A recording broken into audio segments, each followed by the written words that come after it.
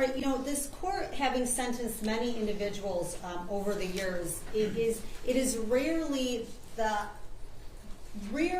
the court see this level of depravity, this level of arrogance and greed, because that's what that was all based on. You could care less about a man's life in order for you to fulfill the fantasy of the life that you wanted.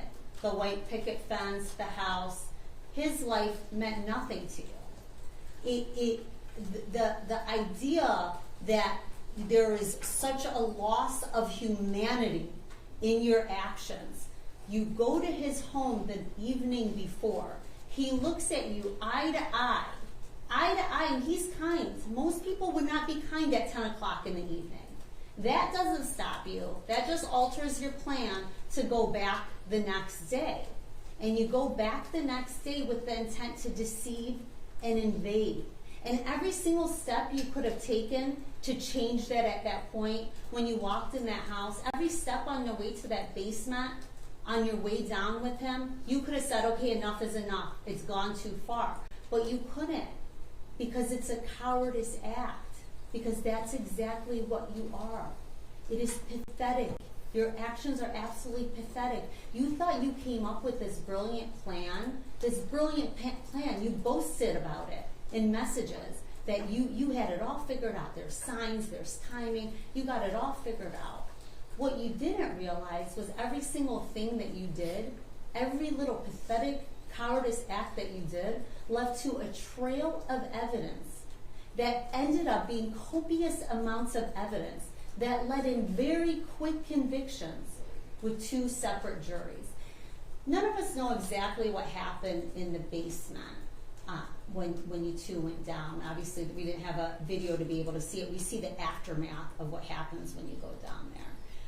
But I am certain that Mr. Murray fought you with the courage of a man who spent his life protecting his home and his family.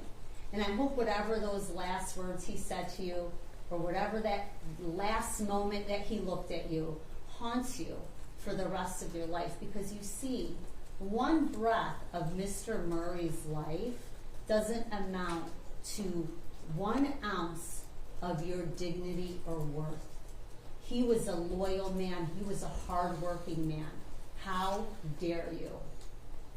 It is the sentence of the court as to defendant Zuazo, as to count 1, homicide, felony murder, habitual for the defendant served his natural life in the Michigan Department of Corrections without the possibility of parole.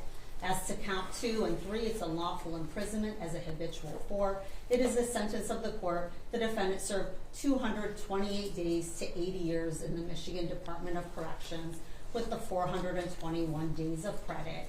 Restitution is $2,819. The state cost is $204. Crime victim rate is $130. You have an absolute right to file an appeal with the Michigan Court of Appeals. If you can't afford an attorney, the court would appoint one for you. You have 42 days to make that request. As to Judge, may I interject? Sure. You indicated 228 days. 228 months. That's what I thought. Thank you. Thank you. As to defendant Hernandez, this is case number 2024-291945. As to count 1, it is the sentence of the court. The defendant served his natural life in the Michigan Department of Corrections without the possibility of parole. As to counts 2 and 3, it is the sentence of the court. The defendant served 228 months to 80 years in the Michigan Department of Corrections. He'll receive his 423 days of credit. It's $28.19 for restitution, $204 for state costs. Crime victim rate is $130. And I didn't say this, I know Mr. Zuazo was removed. It's no contact whatsoever, directly or indirectly, with Linda Murray and or the Murray family.